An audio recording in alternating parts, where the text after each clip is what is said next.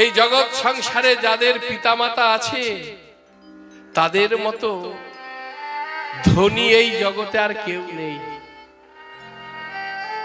আর যাদের পিতামাতা নেই, তার কোটি টাকার সম্পদ থাকলেও তার মতন ভিখারি এই জগৎ সংসারে আর কেউ নেই। কিন্তু বলতে পারো মা, আমাদেরকে যখন 10 মাস 10 দিন আপনারা গর্ভে ধারণ করেন, কিসের আশায়? সন্তানের কাছে হিরে মানিক রাজপ্রাসাদ পাবো, রাজভোগ পাবো? না, কেন না? সন্তান কখন আমাকে একবার মা বলে ডাকে। এখনো কোন সন্তান যদি ছুটে গিয়ে একবার মা বলে মাকে জড়িয়ে ধরে, মায়ের সব যন্ত্রণা জ্বালা তৎক্ষণাৎ জুড়িয়ে যায়। আচ্ছা বলুন তো, কিসের জন্য? 10 মাস 10 দিন গর্ভে রাখার পর যখন আমার মতন অধম সন্তানকে ভূমিষ্ঠ করে, কি যে যন্ত্রণা, কি যে কষ্ট। মায়েরা মনে মনে ভাবে জীবনে আর কোনোদিনও গর্ভে সন্তান নেব। এখন তত নিয়ম নেই, তখনকার দিনে নিয়ম ছিল। শুনেছি 21 দিন একটা ঘরের মধ্যে সেই মাকে আর সন্তানকে রেখে দেওয়া হয়, কেউ ছোবে না, নাকি অসুখ হয়েছে, শুভ অসুখ। কিছু ছেঁড়া বস্ত্র দিয়ে দিল, এই নে কাপড় ছেঁড়া দিয়ে দিল, তো ছেলে যদি প্রস্রাব করে পায়খানা করে এগুলো পাল্টে দিস। কি গো মায়েরা, ভুল বলছি? কিন্তু ভক্তিমতী মা আমার কি করে? নিজের যন্ত্রণাকে যন্ত্রণা মনে করে না, সব যন্ত্রণাকে দূরে সরিয়ে একটার পর একটা বসন সারা রাত্রি জেগে পাল্টে সবগুলো যখন ভিজিয়ে ফেলে, তখন মা কি করে? এই তো মা, এই তো মাতৃত্বের স্নেহ। এই জগৎ সংসারে মায়ের অঙ্গ গন্ধ, মায়ের স্নেহ, মায়ের পরশে যে ভালোবাসা আমাকে আপনাকে আর কেউ দিতে পারবে না। মা কি করে? নিজে অঞ্চলের একটি খুঁট নিজে ধারণ করে একটি সন্তানের দিকে বাড়িয়ে দেয়। সেটাও যখন ভিজিয়ে ফেলে, মা তখন শুকনোটা সন্তানকে দেয়, ভিজেটা নিজে নেয়। হে মূর্খ কলিহতজি, কবে বুঝবে? একমাত্র মা বুঝেছিল। আমি যেদিন কেঁদেছিলাম, আমার কোন কান্নাটাই খিদে পেয়েছে, মা ঠিক বুঝেছে, আমাকে খাবার খাইয়েছে। কোন কান্নাটায় আমার ঘুম পেয়েছে, মা কোলে নিয়ে আমাকে ঘুম পাড়িয়েছে। কোন কান্নাটায় আমার যন্ত্রণা হচ্ছে, মা বক্ষে জড়িয়ে ধরে দুর্যোগের রাত্রি মা মানেনি, ছুটতে ছুটতে নিয়ে গেছে ডক্টর কবিরাজ বৈদ্যের কাছে। যখন সব ভিজিয়ে ফেলে, ভিজিয়ে ফেলার পরে মার কি করবে? তখন না থাকতে পেরে দুটি বাহু প্রসার করে হৃদয় মাঝে তুলে নিয়ে হৃদয়ের তাপ দিতে দিতে সন্তানের মঙ্গল কামনা করে। কিন্তু আমাদের মতন অধম সন্তান তা বোঝে না। একটা কথা জানবে, আমার কারণে যদি মায়ের চোখের জল পড়ে, তাহলে মাতৃ নয়ন জলে আমার চলার পথটা এতই পিছল হয়ে যাবে, আমি বেশি দূর আর কখনো চলতে পারবো না। বেশি দূর চলতে গিয়ে আছাড় খেয়ে খেয়ে পড়বো, চিরাচরিত চলে যাবে ছেড়ে।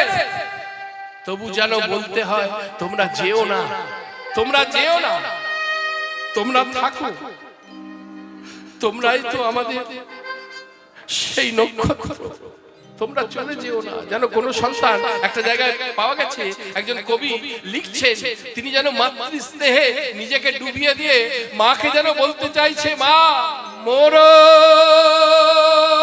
নাম রোনা,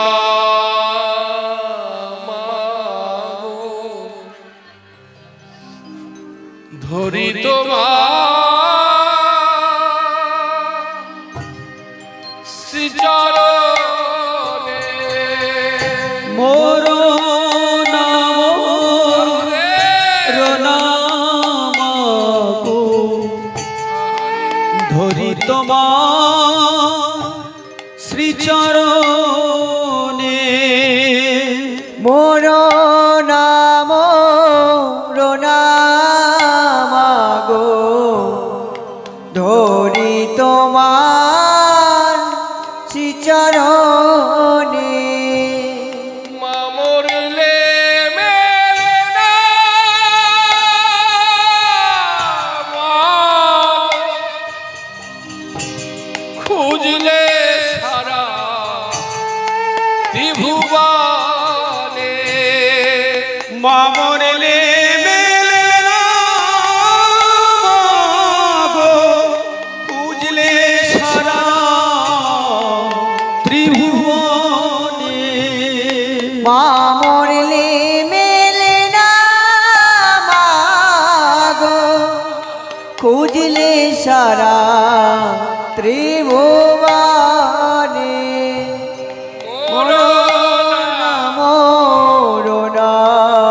মাগো, ধরি তোমার শ্রীচরণে। শোনো, এই জগৎ সংসারে যাদের মা নেই, যাদের পিতা নেই, পিতামাতা হারা সন্তানদের দশাটা কেমন হয় জানো? ওরে শ্রীরাম, শোন, মায়ের নিন্দা করছিস, নিন্দা করিস না। বাবা মা না থাকলে সন্তানদের কি হয় যেন বলতে চাইছি।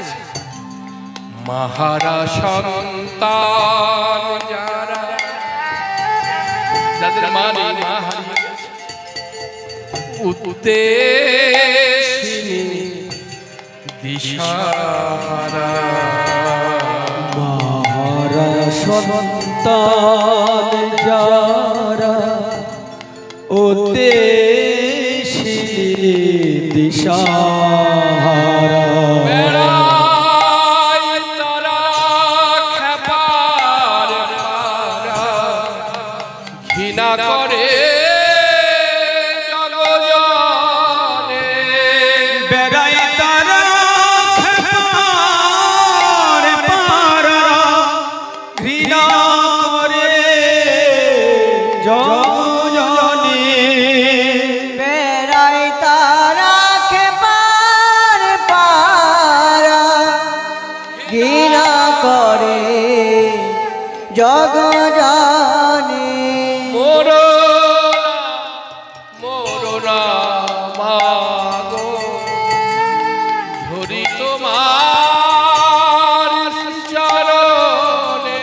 মা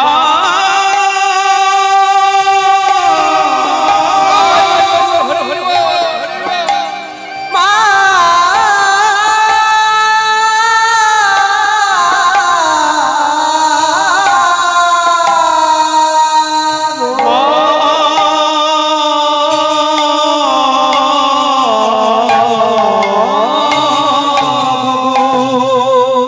এই গানাই আমার ভুল হয়েছে, আমি আর বলবো না রে।